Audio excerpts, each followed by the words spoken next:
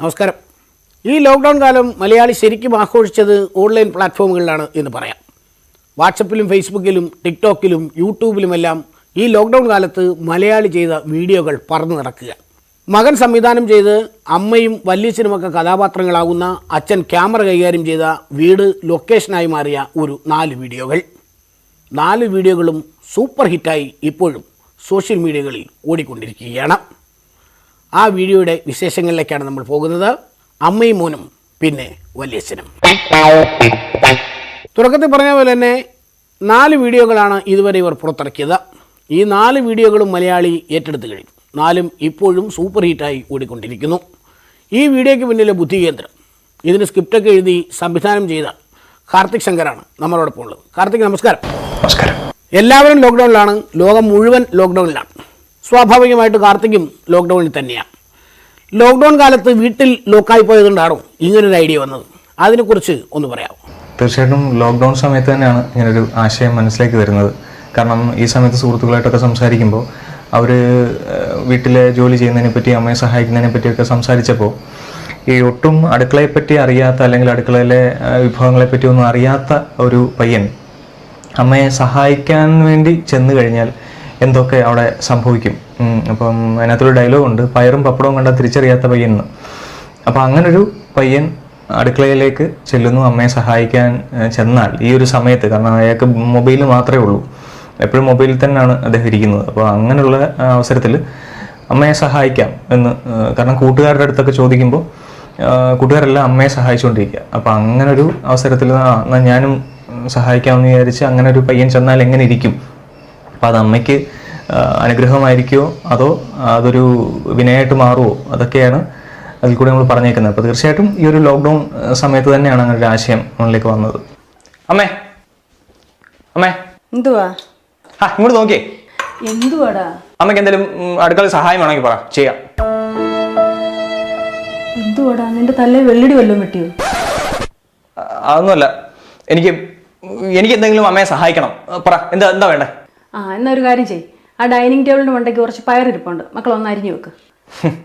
Silly matter. പയറേ, നീ തീർന്നു. സ്വാഭാവികമായിട്ട് ഈ ലോക്ക്ഡൗൺ കാലമായതുകൊണ്ട് കാർത്തികിൻ്റെ സ്ഥിരം അഭിനേതാക്കളെയും കൂട്ടുകാരെയൊക്കെ കിട്ടാനുള്ള പ്രയാസം മനസ്സിലാക്കാൻ പറ്റും. അതുകൊണ്ടാണോ ഈ അമ്മയെയും വല്യച്ഛനെയൊക്കെ ഈ ടെലിഫിലിമിലേക്ക് അല്ലെങ്കിൽ ഈ സ്കിറ്റിലേക്ക് കൊണ്ടുവരാൻ തീരുമാനിച്ചത്? ആദ്യം അഭിനയിക്കണമെന്ന് പറയുമ്പോൾ അവരോടൊരു റെസ്പോൺസ് എങ്ങനെയായിരുന്നു? അവർ അഭിനയിക്കാൻ തയ്യാറായത് എങ്ങനെയാണ്? ഇപ്പോൾ അവർക്ക് കിട്ടുന്നൊരു റെസ്പോൺസ് ഉണ്ടല്ലോ. സ്വാഭാവികമായിട്ടും വീഡിയോ ഒക്കെ വലിയ സൂപ്പർ ഹിറ്റുകളാണ്, സ്വാഭാവികമായിട്ടും നല്ല റെസ്പോൺസ് ആയിരിക്കും കിട്ടുന്നത്. എന്താണ് അതിനെക്കുറിച്ച് പറയാനുള്ളത്? അവർക്ക് കിട്ടുന്നൊരു റെസ്പോൺസ്, മൊത്തത്തിൽ നിങ്ങളുടെ ഈ വീഡിയോകൾക്ക് കിട്ടുന്നൊരു റെസ്പോൺസിനെ കുറിച്ച്. വല്യച്ഛനും അമ്മയും എൻ്റെ മുൻകാല ഷോർട്ട് ഫിലിമുകളിൽ, പ്രത്യേകിച്ച് അമ്മ 1-2 ഷോട്ടുകളിൽ വന്നിട്ടുണ്ട്. വല്യച്ഛനുമായിട്ട് ഞാൻ അല്ലാതെ കുറച്ച് 1-2 ചെറിയ വീഡിയോസായിട്ട് തന്നെ അത് ചെയ്തിട്ടുണ്ട്. വല്യച്ഛനും ഞാനും മാത്രമായിട്ടൊക്കെ വീഡിയോസ് ചെയ്തിട്ടുണ്ട്. അപ്പോൾ ആദ്യം അമ്മയോട് ഞാനിങ്ങനെ ഒരു റോള് ചെയ്യണം എന്ന് പറഞ്ഞപ്പോൾ അമ്മയ്ക്ക് പറ്റില്ല എന്നായിരുന്നു അമ്മ പറഞ്ഞിരുന്നത്. കാരണം എന്നെ കൊണ്ട് പറ്റത്തില്ല, അത് വേണ്ട. അപ്പോൾ ഈ സമയത്ത് വേറെ ആരെയും വിളിക്കാൻ പറ്റില്ല എന്ന് ഞാൻ പറഞ്ഞതുകൊണ്ടാണ് പിന്നെ ശരി എന്നാൽ സമ്മതിച്ചത്. ഒരു അർത്ഥമനസ്സോടാണ് സമ്മതിച്ചത്. പക്ഷേ പിന്നീട് ഇത് ഇത്രയും പ്രതീക്ഷിച്ച ഒരു ലെവലിൽ നിന്നും ഒരുപാട് ഉയരത്തിലേക്ക് വരികയും അവരുടെ അപ്രീസിയേഷനൊക്കെ കിട്ടുകയൊക്കെ ചെയ്തപ്പോൾ അമ്മയും ത്രില്ഡായി. അപ്പോൾ ഇനിയും നല്ല നല്ല ഇത് കൊടുക്കണം, വർക്ക്സ് അവരെ ആഗ്രഹിക്കുന്ന പോലുള്ള കണ്ടന്റുകൾ കൊടുക്കണം എന്നൊക്കെ എന്നോട് പറയാറുണ്ട്. പിന്നെ കമൻസ് ഒക്കെ ഇടയ്ക്ക് ഇരുന്ന് നോക്കാറൊക്കെ ഉണ്ട്. അപ്പോൾ അതൊക്കെ കാണുമ്പോൾ അമ്മയ്ക്ക് വീണ്ടും എന്തെങ്കിലുമൊക്കെ നല്ലതായിട്ട് ചെയ്യണമെന്നൊരു ആഗ്രഹം ഇപ്പം പറഞ്ഞിട്ടുണ്ട്. എൻ്റെ ലാപ്ടോപ്പിൽ എന്തുവാണ്? എൻ്റെ ഫേസ്ബുക്ക് ഇവർക്കെന്തോ അമ്മ കമന്റ് ചെയ്തേ? എന്റെ ബോസ് ജോലി പോയി. ഈ കൊച്ചിനെന്തോ അമ്മ കമന്റ് ചെയ്തേ? ഇത് നമ്മുടെ പാക്കറമ്പച്ചോന്റെ മോളല്ലയോ? അതിനോട് ഞാൻ ചോദിച്ചു, ഇതിനകത്ത് എന്തിനാ കുത്തി കളിച്ചോണ്ടിരിക്കുന്നത്? നിന്റെ കല്യാണമൊന്നും ആയില്ലയോന്ന്? പെണ്ണും പോയി. അമ്മ എന്തിനാ എന്റെ ഈ ഫേസ്ബുക്ക് എടുത്തേ? എടാ, ഇതിനകത്ത് കുറച്ച് വെളുപ്പത്തിൽ കാണാമല്ലോ. ഇത് എന്റെ പ്രൊഫൈലാ, അത് അമ്മയുടെ പ്രൊഫൈല്. അമ്മ അതിനകത്ത് കുത്തിരുന്നാ പോരായോ? ഓഹോ, അപ്പൊ എന്റേതൊന്നും നിന്റേതൊന്നും ആയി ഇല്ലയോ? എനിക്ക് അല്ലേലും അറിയാവടാ, എനിക്ക് അല്ലേലും അറിയാം. ഇതല്ല, ഇത് എന്റെ ഫേസ്ബുക്ക്, അത് അമ്മയുടെ ഫേസ്ബുക്ക്. ഇത്രയും വേറുകൃത്യൊന്നും പാടില്ല മോനെ. ഇത് നീ ഇത്രയും വേറുകൃത്യൊന്നും എന്നോട് കാണിക്കരുത്. ഞാൻ നിന്റെ അമ്മയാടാ, ഞാൻ. അയ്യോ, ഞാൻ പറയട്ടെ അമ്മേ, ഇത് എന്റെ ഫേസ്ബുക്ക്, അത് അമ്മയുടെ ഫേസ്ബുക്ക്. അമ്മ അതിൽ കൂടെ കമന്റ് ചെയ്യാവൂ. അതൊക്കെ എനിക്ക് മനസ്സിലായി മോനെ, എനിക്കെല്ലാം മനസ്സിലായി. എന്നോട് കാണിക്കുന്നതൊക്കെ എനിക്ക് മനസ്സിലായി, എനിക്കെല്ലാം അറിയാം. ഹലോ,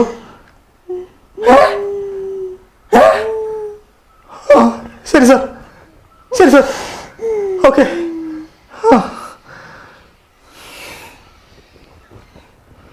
അമ്മേ,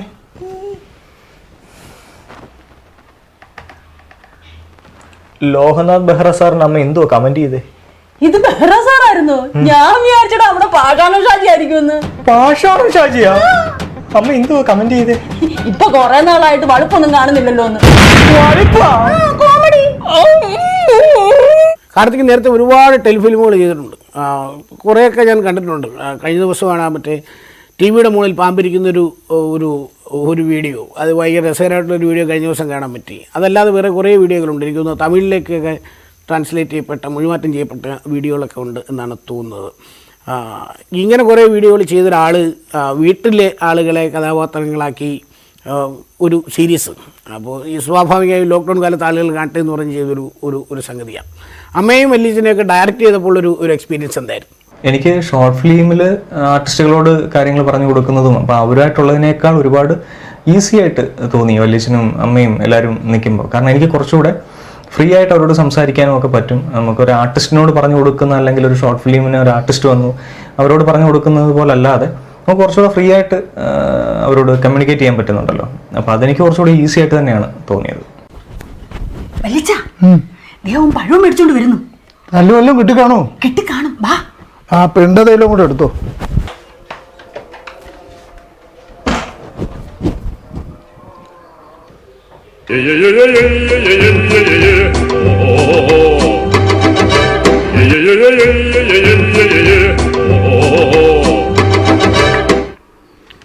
പഴം കിട്ടിയായിരുന്നോടാ? പോലീസുകാരൊന്നും ചെയ്തില്ലേ? റോഡിലൊന്നും പോലീസുകാരില്ലായിരുന്നോടാ?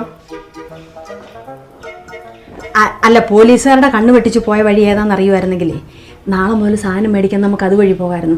അതുകൊണ്ട് ചോദിച്ചാ.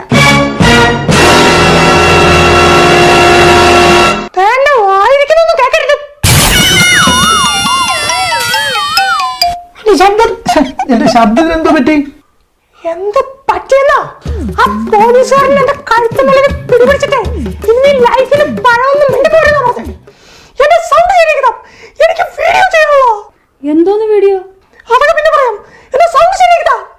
ആദ്യം നീ ഷൂട്ട് ചെയ്യേ, പിന്നെ ഡബ് ചെയ്താ പോരായോ? ആ, അത് ശരിയാണല്ലോ. അമ്മ എന്തോന്നേ? ആ പോ. ഈ വീഡിയോയിൽ എനിക്ക് തോന്നുന്നത് ആദ്യത്തെ വീഡിയോയിൽ തന്നെയാണ് എനിക്ക് തോന്നുന്നത് ഏറ്റവും ഇതുവരെയുള്ള നിങ്ങളുടെ ഈ സീരീസിൽ ഏറ്റവും സൂപ്പർ ഹിറ്റായ ആ ഒരു രംഗം. വീട്ടിൽ അമ്മയെ സഹായിക്കണമെന്ന് പറഞ്ഞ് നിർബന്ധം പിടിച്ച്, അപ്പോൾ അങ്ങനെ പറയുന്നു, അമ്മ പറയുന്നു എങ്കിൽ പോയി പോയി പയറരിയാൻ പറയുന്നു. പയറേ നീ തീർന്നടാന്ന് പറഞ്ഞ് വരുന്നു. പിന്നെ കാണുന്നത് അസാധ്യമായൊരു ഒരു കോമഡി സീനാണ്. ഏറ്റവും ശ്രദ്ധേയമായ രംഗം അതാണെന്ന് വേണമെങ്കിൽ പറയാം. ഞാനിതുവരെ കണ്ടതിൽ എനിക്ക് തോന്നുന്ന ഏറ്റവും ശ്രദ്ധേയമായ രംഗം അതാണെന്നാണ്. അത് വന്നൊരു വഴി എന്താണ്, എങ്ങനെയാണ് ആ ഒരു ചിന്ത ഉണ്ടായത്? പയറരിയാൻ പറയുമ്പോൾ നമ്മൾ ചെറുപയറെടുത്ത് മേശപ്പുറത്ത് വെച്ചിട്ട് ഇങ്ങനെ കത്തിക്ക് ഇങ്ങനെ അരിയുന്ന ആ ഒരു ചിന്ത അതെങ്ങനെയാണ് ഉണ്ടായത്? അത് തീർച്ചയായിട്ടും ഇതുപോലൊരു സബ്ജക്റ്റ് ആലോചിച്ചപ്പോൾ അടുക്കളയെപ്പറ്റി അറിയാത്തൊരു പയ്യൻ അടുക്കളയിലേക്ക് വരുമ്പോൾ എന്തൊക്കെ സംഭവിക്കാം എന്ന് ചിന്തിക്കുന്ന കൂട്ടത്തിലാണ് ഇങ്ങനൊരു കാര്യം വരുന്നത്. കാരണം മെഴുക്കുവരട്ടി വെക്കാനായിട്ട് പയറരിയാൻ പറയുമ്പോൾ അയാൾ വൻപയർ എടുത്ത് വെച്ചിട്ട് വളരെ പ്രയാസപ്പെട്ട് അരിയുന്നു. അപ്പോൾ രണ്ടും പയറാണ്. അപ്പോൾ അങ്ങനെ ഇതിനെപ്പറ്റി അറിയാത്ത ഒരാൾ എന്തൊക്കെ ചെയ്യും എന്ന് ചിന്തിച്ച കൂട്ടത്തിൽ വന്നൊരു കാര്യം തന്നെയാണ്. അതുപോലെയാണ് ഈ ചുള കളഞ്ഞ് കുരുവെടുക്കുന്ന കാര്യം. അപ്പോൾ അത് നമ്മൾ നോർമലി പറയുന്നത് അങ്ങനെയാണ്, ചുള കളഞ്ഞിട്ട് കുരു എടുത്ത് വെക്ക് എന്ന് പറയാറുണ്ട്. പക്ഷെ അത് പുള്ളി ചുള എടുത്തിട്ട് അയ്യത്തൊട്ടെടുത്ത് കളഞ്ഞിട്ട് കുരു എടുത്ത് മാറ്റി വെക്കും. അപ്പം അങ്ങനെയൊക്കെയുള്ള ഇതിനെപ്പറ്റി ഒരു കാര്യങ്ങളും ആകെ പുള്ളിക്ക് അറിയാവുന്നത് പാചകം ചെയ്ത് കൊണ്ടുവച്ച് കഴിഞ്ഞാൽ തിന്നാം, ഇതല്ലാതെ മറ്റൊന്നും പുള്ളിക്ക് അറിയില്ല. അപ്പം അങ്ങനെ ചിന്തിച്ച കൂട്ടത്തിൽ വന്ന സീനുകൾ തന്നെയാണത്. ഭഗവാനെ, ഫസ്റ്റ് അറ്റംപ്റ്റ് ആണ്, കട്ടയ്ക്ക് കൂടെ ഉണ്ടാവണേ.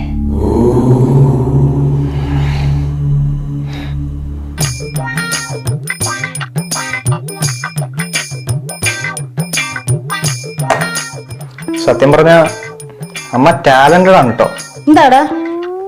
ഹെവി ടാലന്റ് ഇല്ലാതെ ഇതൊന്നും മുറിക്കാനേ പറ്റത്തില്ല. എന്നെ ചുമ്മാ ഇരുന്ന് തിന്നുന്നോലാന്നോ?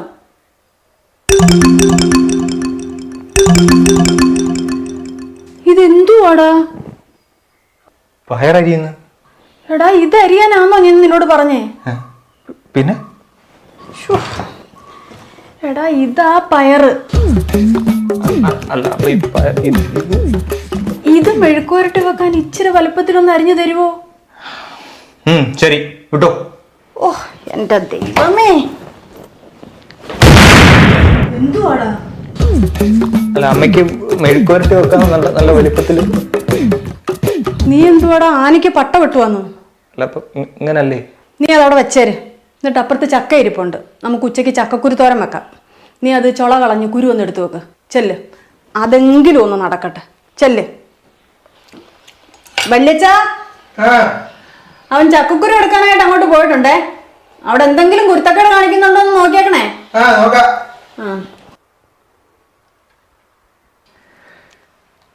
ചുള കളഞ്ഞു, ചുള കളഞ്ഞു, ഇങ്ങോട്ടൊന്ന് വന്നേ. എന്തുവാ നോക്കിക്കേ.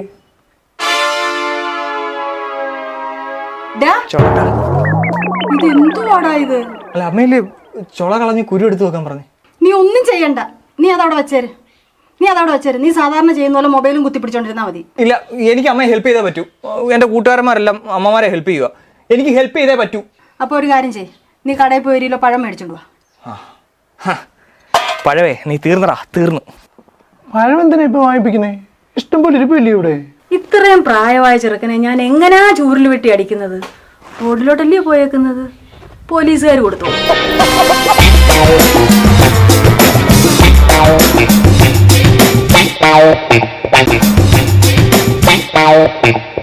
അച്ഛനാണ് ക്യാമറമാനെന്ന് ഇങ്ങനെ കാർത്തിക് പല ഇൻ്റർവ്യൂവിലും ഇതുപോലെ പറഞ്ഞു കണ്ടു. അച്ഛൻ തന്നെയാണ് ഈ ക്യാമറയെല്ലാം കൈകാര്യം ചെയ്തത്. എന്തുകൊണ്ടാണ് അച്ഛനെ ക്യാമറമാനാക്കാൻ തീരുമാനിച്ചത്? അമ്മയും വല്യച്ഛനും അഭിനയിക്കുന്നു, അല്ലെങ്കിൽ കാർത്തിക് കൂടെ അതിനകത്ത് ഉണ്ട്. നിങ്ങൾ 3 പേരും അഭിനയിക്കുമ്പോൾ അച്ഛൻ ക്യാമറമാനാവുന്നത് കുറച്ചുകൂടെ കംഫർട്ടാണ് എന്ന് തോന്നിയിട്ടാണ്. എന്തുകൊണ്ടാണ് അങ്ങനെ ഒരു തീരുമാനമെടുത്തത്? അതുമാത്രമല്ല, നിങ്ങളിപ്പോൾ ഉള്ളത് വീട്ടിലെ 4 പേരാണ്. നിങ്ങൾ 4 പേരും ചേർന്നാണ് ഇതിൻ്റെ ഈ ഏർപ്പാടുകളെല്ലാം ചെയ്യുന്നത്. വീട്ടിൽ നിന്നുള്ള ആളുകൾ തന്നെ ആയതുകൊണ്ടും വീട് ലൊക്കേഷൻ ആയതുകൊണ്ടുള്ള ഒരു ഗുണം എന്താണ്? അച്ഛൻ എൻ്റെ മുൻകാല ചെറിയ കോമഡി വീഡിയോസിലൊക്കെ അച്ഛൻ ക്യാമറ ചെയ്തിട്ടുണ്ട്. പിന്നെ ഇപ്പോഴത്തെ ഒരു ലോക്ക്ഡൗൺ സമയത്ത് നമുക്ക് വേറൊരു ക്യാമറമാനെയൊക്കെ വിളിച്ച് ചെയ്യേണ്ടതായിട്ടുള്ളൊരു ഇത് തോന്നിയില്ല. പിന്നെ അച്ഛൻ പ്രൊഫഷണലി വീഡിയോഗ്രാഫറാണ്. അപ്പോൾ എൻ്റെ ഷോർട്ട് ഫിലിംസിലൊന്നും അദ്ദേഹം ചെയ്തിട്ടില്ല എന്നേ ഉള്ളൂ. എൻ്റെ അല്ലാതെ കോമഡി വീഡിയോസിലൊക്കെ അദ്ദേഹം ചെയ്തിട്ടുണ്ട്. പിന്നെ എല്ലാവരും കൂടെ ഒരു വീട്ടിൽ നിന്ന് അല്ലെങ്കിൽ വരുമ്പോൾ നമുക്ക് കുറേയേറെ സൗകര്യങ്ങളുണ്ടെന്ന് വെച്ചാൽ കുറച്ചുകൂടെ ഈസി ആയിട്ട്. ഇപ്പോൾ മറ്റേതാകുമ്പോൾ ഒരു ടൈം ലിമിറ്റിനുള്ളിൽ തീർക്കണം, കാരണം ഇവർക്ക് പോകണം, അങ്ങനെയൊക്കെയുള്ള ഒരുപാട് കാര്യങ്ങൾ ഇവിടെ വരുന്നില്ല. എല്ലാം ഒരു വീട്ടിൽ നിന്ന് തന്നെ ആകുമ്പോൾ നമുക്ക് കുറച്ചുകൂടി ഈസി ആയിട്ട് ഫ്രീ ആയിട്ട് ഷൂട്ട് ചെയ്യാൻ പറ്റും. അതൊക്കെ അതിൻ്റെ ഒരു അഡ്വാൻറ്റേജാണ്. കുണ്ടി ഇവിടെ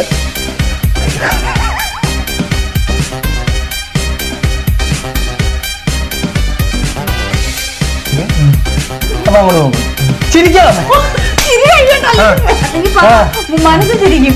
മനസ്സ് ചിരിച്ചോ? കുഴപ്പമില്ല.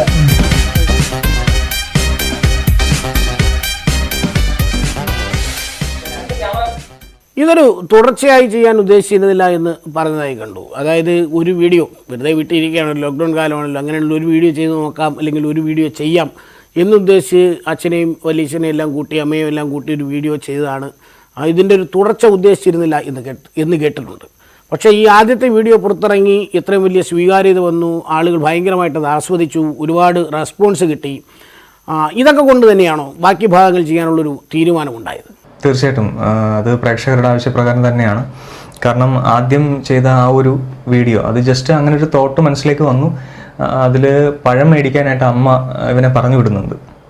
അപ്പോൾ പോലീസുകാർ 2 അടി കൊടുത്തോളും എന്നൊക്കെ വിചാരിച്ചിട്ട് പറഞ്ഞു വിടുന്ന ആ ഒരു പോയിന്റിൽ അതൊരു നിർത്തുന്നു എന്നുള്ളൊരു രീതി തന്നെയായിരുന്നു. പക്ഷേ പിന്നീട് അതിൻ്റെ കമൻസൊക്കെ വന്നപ്പോൾ ഒരുപാട് സെക്കൻഡ് പാർട്ട് വേണം, അല്ലെങ്കിൽ ഈ പോയ ആൾക്ക് എന്ത് സംഭവിച്ചു, അയാൾക്ക് അടി കിട്ടിയോ, ഇങ്ങനെയൊക്കെയുള്ള രീതിയിൽ ഒരുപാട് ചോദ്യങ്ങൾ, ഒരുപാട് കമൻസൊക്കെ വന്നപ്പോഴാണ് ഞാൻ പിന്നീട് ചിന്തിച്ചത് ഒന്ന് ഒരു സെക്കൻഡ് പാർട്ട് കൂടെ ചെയ്യാം. ഇയാൾ പോയതിന് ശേഷം ഇയാൾക്ക് എന്ത് സംഭവിച്ചു എന്നുള്ളതൊന്ന് കാണിച്ചു കൊടുക്കാമെന്ന് വിചാരിച്ച് സെക്കൻഡ് പാർട്ട് ചെയ്തത്. സെക്കൻഡ് പാർട്ട് ചെയ്തപ്പോൾ ഇത് പിന്നെയും വേണമെന്നുള്ളൊരു ആവശ്യം എല്ലാവരും, ഇതിൻ്റെ അടുത്ത വീഡിയോ എപ്പോഴാണ്, കാരണം ഇതിന് കിട്ടുന്ന ആ റീച്ചാണ് നമ്മളെ പിന്നെയും ചെയ്യാൻ പ്രേരിപ്പിച്ചത്. അപ്പോൾ അതത്രയും വലിയ റീച്ചിലേക്ക് ഇപ്പോൾ ഇതുവരെ ചെയ്ത വീഡിയോസ് എല്ലാം തന്നെ 10 ലക്ഷത്തിന് മുകളിൽ വന്നിട്ടുണ്ട് റീച്ച്. അത് യൂട്യൂബിൽ മാത്രം. പിന്നെ ഫേസ്ബുക്കിൽ പല പേജുകളിലായിട്ടും ഒരുപാട് റീച്ച് വന്നിട്ടുണ്ട്. അപ്പോൾ അങ്ങനെ നോക്കിയപ്പോൾ പിന്നെയും 4ാമത്തെ പാർട്ട് വരെ ഇപ്പോൾ ചെയ്ത് നിർത്തിയിട്ടുണ്ട്. അപ്പോൾ അങ്ങനെ ഒരു കണ്ടിന്യൂസ് സീരീസ് ആക്കണോ വേണ്ടോ എന്നുള്ളൊരു ചിന്ത ഇപ്പോഴും നിൽക്കുകയാണ്. കാരണം എല്ലാവരും പറയുന്ന ഒരു സീരീസ് പോലെ ആക്കണം, അവർക്കത് താല്പര്യമാണ് എന്നുള്ള രീതിയിൽ പ്രേക്ഷകർ പറയുന്നുണ്ട്.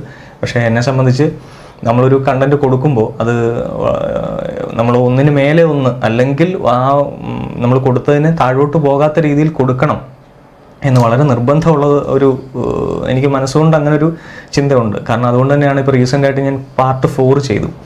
പാർട്ട് 4 ചെയ്തപ്പോൾ അതിൻ്റെ ഔട്ട്പുട്ടിലേക്ക് വന്നപ്പോൾ എനിക്ക് കുറച്ച് ടെക്നിക്കൽ പ്രോബ്ലംസ് എനിക്ക് ഫീൽ ചെയ്തു. കാരണം ഔട്ട്പുട്ടിലേക്ക് വന്ന ആളുകളുടെ കുറച്ച് കമൻസ് ഒക്കെ വന്നപ്പോൾ അപ്പോൾ ഞാനത് ഹൈഡ് ചെയ്യുകയുണ്ടായി. കാരണം എനിക്ക് മറ്റെന്തിനേക്കാട്ടിലും എനിക്ക് ആ പ്രേക്ഷകരുടെ അഭിപ്രായം വളരെ മുഖ്യമാണ്. കാരണം അപ്പോൾ അതിനകത്ത് ജെന്യുവനായിട്ട് കുറച്ച് കാര്യങ്ങൾ കുറേ ആളുകൾ പറഞ്ഞപ്പോൾ അത് എനിക്ക് റീ എഡിറ്റ് ചെയ്തിടേണ്ടി വന്നു. അപ്പോൾ അതുകൊണ്ട് എനിക്കങ്ങനെ ഒരു ധൃതി വെച്ച് അല്ലെങ്കിൽ പെട്ടെന്നൊരു വീഡിയോ ചെയ്യുക അല്ലെങ്കിൽ ഒരു സീരീസ് എന്നൊക്കെ പറഞ്ഞാൽ ഒരു കമ്പൽഷനാണ്. നമുക്കത് ചെയ്തേ പറ്റൂ എന്നുള്ളൊരു കമ്പൽഷൻ വന്നു കഴിഞ്ഞാൽ എത്രത്തോളം, കാരണം എനിക്ക് വേറെ കുറച്ച് തിരക്കുകളും വേറെ കുറച്ച് സിനിമാ ചർച്ചകളും ഒക്കെ ആയിട്ട് ഒരു സൈഡ് പോകുന്നുണ്ട്. അപ്പോൾ അതിൻ്റെ ഇടയ്ക്ക് ഇങ്ങനെയുള്ള കണ്ടന്റുകൾക്കും ഇതിനൊക്കെ ഇരിക്കാനൊക്കെ ഉള്ളൊരു ടൈം സ്പേസ് കിട്ടുക, അല്ലെങ്കിൽ അങ്ങനൊരു സ്മൂത്തായിട്ട് പോകുന്നൊരു വേ കിട്ടുകയാണെങ്കിൽ തീർച്ചയായിട്ടും ഞാനത് ചെയ്യും. കാരണം മറ്റുള്ള വെബ് സീരീസ് ടീമുകളൊന്നും അല്ലെങ്കിൽ കോമഡി സീരീസ് ചെയ്യുന്ന ടീമുകളെ പോലെ അല്ല. ഇപ്പോൾ ഇതിനകത്തിൽ ഔട്ട് ആൻഡ് ഔട്ട് ഞാൻ തന്നെയാണ് ഇതിൻ്റെ സ്ക്രിപ്റ്റ് എഴുതുന്നതും ഡെവലപ്പ് ചെയ്യുന്നതും. പിന്നെ എൻ്റെ കുറച്ച് സുഹൃത്തുക്കളൊക്കെ എനിക്ക് ഫോണിൽ കൂടി ഞാൻ എന്തെങ്കിലും ഇത് പറയുമ്പോൾ കുറച്ച് 1-2 ഇൻപുട്സ് ഒക്കെ തരാറുണ്ട് എന്നല്ലാതെ ബാക്കി ഓൾമോസ്റ്റ് എല്ലാം സ്ക്രിപ്റ്റിൻ്റെ കാര്യത്തിലും എല്ലാം ഞാൻ തന്നെയാണ് അത് ഇരിക്കുന്നതൊക്കെ. അപ്പോൾ അതുകൊണ്ട് തന്നെ എനിക്ക് അതിൻ്റെ ഒരു പരിമിതിയുണ്ട്. കാരണം എനിക്ക് മറ്റുള്ള എൻ്റെ കുറച്ച് കാര്യങ്ങൾ വേറെ കുറച്ച് തിരക്കിലാണ് ഞാൻ അത്യാവശ്യം. അപ്പോൾ എല്ലാം കൂടെ ഒത്ത് നല്ല രീതിയിൽ വരികയാണെങ്കിൽ അത് തീർച്ചയായിട്ടും ഒരു സീരീസ് ആയിട്ട് കൊണ്ടുപോകാൻ ഞാൻ ശ്രമിക്കും. ഈ മരുന്ന് കുടിക്കേ ഇത്തിരി മധുരം കൂടുതലായിരിക്കും, ഒറ്റ വെറുപ്പിന് കുടിക്കണം. മധുരം എനിക്കിഷ്ടം, മധുരം എനിക്കിഷ്ടം.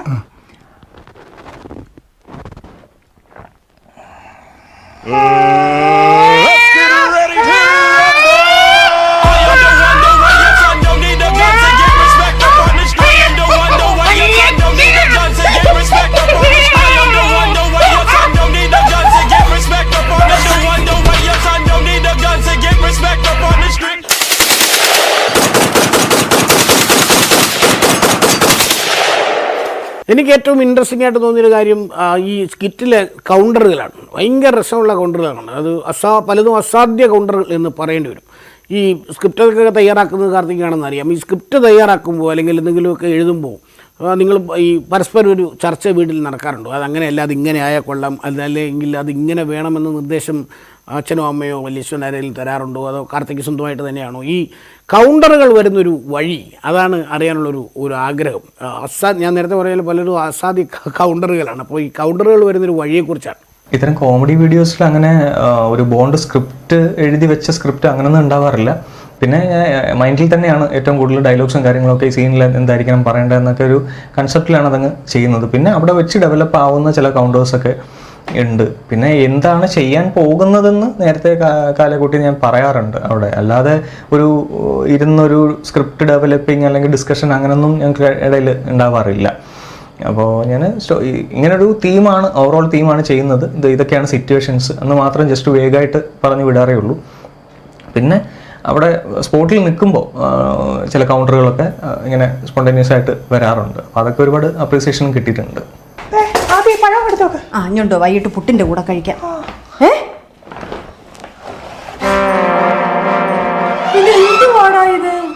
ഞാൻ മേടിച്ച പഴവേ ആ പോലീസുകാരനെ കൊണ്ടുപോയി.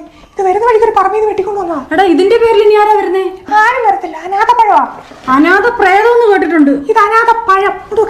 തീർച്ചയായും ലോക്ക്ഡൗൺ തുടങ്ങുന്നതിന് മുമ്പുള്ള ഒരു കാർത്തിക് ശങ്കർ അല്ല ലോക്ക്ഡൗണിന് ശേഷം. കാർത്തിക് ശങ്കർ മാത്രമല്ല, വീടാകെ സൂപ്പർ ഹിറ്റാണ്. കാർത്തിക് നേരത്തെ ഒരുപാട് ടെലിഫിലിമുകളൊക്കെ ചെയ്തിട്ടുണ്ട്. യൂട്യൂബിൽ പലതും ശ്രദ്ധേയമായി മാറിയിട്ടുള്ള ടെലിഫിലിമുകളൊക്കെയാണ്.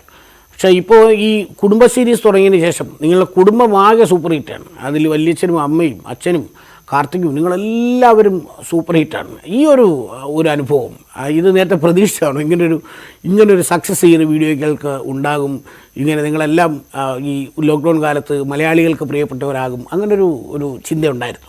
തീർച്ചയായിട്ടും ഇപ്പോൾ ലോക്ക്ഡൗണിന് മുൻപുള്ള ഒരു അവസ്ഥയല്ല ഇപ്പോൾ. കാരണം ഈവൻ അതിനൊരു ഇൻസിഡൻറ്റ് പറഞ്ഞാൽ ഞാനും അമ്മയും കൂടി ഒരു ദിവസം പുറത്തേക്ക് പോയി. ഈ ഒരു ലോക്ക്ഡൗൺ സമയത്ത് സാധനം വാങ്ങിക്കാനായിട്ട് പുറത്ത് പോയപ്പോൾ മാസ്ക് ഒക്കെ വെച്ചിട്ടാണ് പോയത്. ഈവൻ മാസ്ക് വെച്ചിട്ട് അമ്മ പോയപ്പോൾ പോലും അമ്മയെ ആളുകൾ ഇന്ന ആളല്ലേ, വീഡിയോ ചെയ്യുന്ന ആളല്ലേ എന്ന് ചോദിച്ചിട്ട് ഒരു സംശയം പോലെ ചോദിച്ച് പിന്നെ അങ്ങനെ അടുത്തേക്ക് വരുന്നുണ്ട്. അപ്പോൾ അത് ശരിക്കും അത് പറഞ്ഞു കഴിഞ്ഞാൽ ഒരു ഉത്തരവാദിത്വം തന്നെയാണ്. കാരണം നമ്മൾ അത്രയും ഈ ഒരു സമയത്ത് നമ്മളെ അവരത്രയും സ്നേഹിക്കുന്നു. അപ്പോൾ അത് തീർച്ചയായിട്ടും അത് നിലനിർത്തുക എന്നുള്ളതാണ് ഏറ്റവും വലിയ കാര്യം. അപ്പോൾ അതിന് നമ്മൾ മാക്സിമം ശ്രമിക്കും. കാരണം അമ്മ അത് തന്നെയാണ് പറയാറ്. കാരണം ഞാൻ ആദ്യം അമ്മയ്ക്ക് താല്പര്യം ഇല്ലെങ്കിൽ പോലും ഇപ്പോൾ അമ്മ പറയാറുള്ളതെന്ന് വെച്ച് കഴിഞ്ഞാൽ നമുക്ക് അവർ ആഗ്രഹിക്കുന്ന പോലുള്ള സംഭവങ്ങൾ കൊടുക്കണം മോനെ. കാരണം കമൻസൊക്കെ അമ്മ ഇടയ്ക്ക് ശ്രദ്ധിക്കാറുണ്ട്. എൻ്റെ ഫോൺ എടുത്ത് നോക്കിയിട്ട് യൂട്യൂബിലെ കമൻസൊക്കെ നോക്കാറുണ്ട്. അപ്പോൾ അതൊക്കെ കാണുമ്പോൾ അമ്മയ്ക്കും കുറച്ച് അവരെ ആഗ്രഹിക്കുന്ന പോലുള്ള ഇനിയും വീഡിയോസ് കൊടുക്കണം എന്നൊക്കെയുള്ള ചിന്തകൾ. പിന്നെ ഒരുപാട് കൊച്ചു കുട്ടികളൊക്കെ അമ്മയുടെ എൻ്റെയും സീനുകളൊക്കെ ഇങ്ങനെ ജസ്റ്റ് പറഞ്ഞിട്ടുള്ള വീഡിയോസൊക്കെ എനിക്ക് പേജിലും എൻ്റെ ഇൻസ്റ്റഗ്രാമിലും ഒക്കെ എനിക്ക് അയച്ചു തരാറുണ്ട് ആളുകൾ. അപ്പോൾ അതൊക്കെ കാണുമ്പോൾ അമ്മയ്ക്ക് പിന്നെയും നല്ലതായിട്ട് അവരെ എൻ്റർടൈൻ ചെയ്യുന്ന രീതിയിലുള്ള സംഭവങ്ങൾ ചെയ്യണമെന്ന് തോന്നാറുണ്ട്. അപ്പോൾ ഇങ്ങനൊരു ഒരു അപ്രീസിയേഷൻ കിട്ടിയത് അത് തീർച്ചയായിട്ടും നല്ല രീതിയിൽ നിലനിർത്തി പോകണം എന്നാണ് നമ്മുടെ ആഗ്രഹം.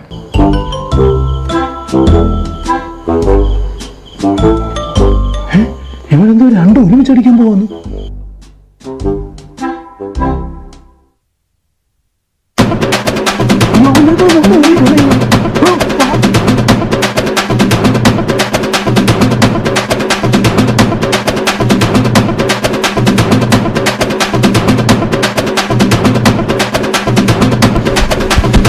അയ്യോ, നീ എന്തുവാടാ കാണിച്ചേ?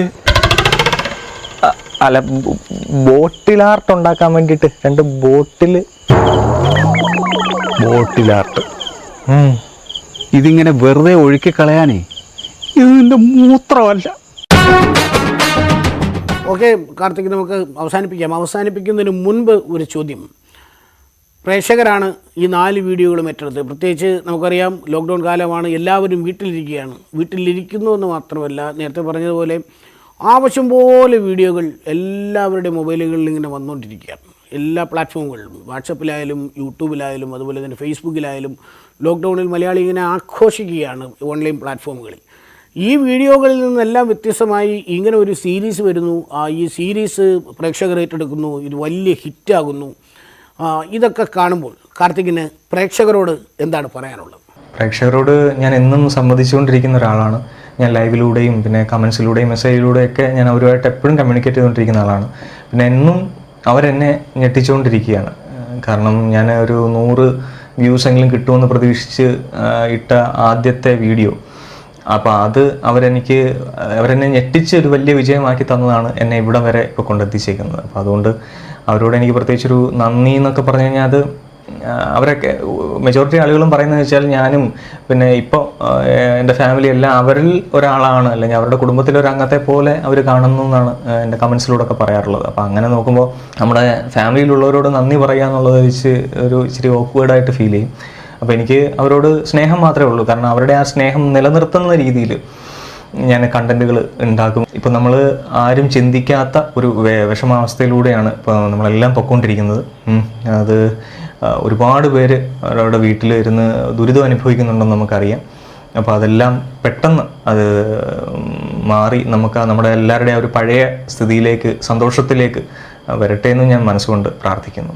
ഓക്കെ കാർത്തിക്, ഏതായാലും വളരെ നന്ദി ഇക്കാര്യങ്ങൾ പറഞ്ഞതിന്. ഞാൻ നേരത്തെ പറഞ്ഞതുപോലെ മലയാളികൾ ആവേശത്തോടെ വളരെ സന്തോഷത്തോടെ സ്വീകരിച്ച ഒരു കുടുംബമാണ് നിങ്ങളുടേത്.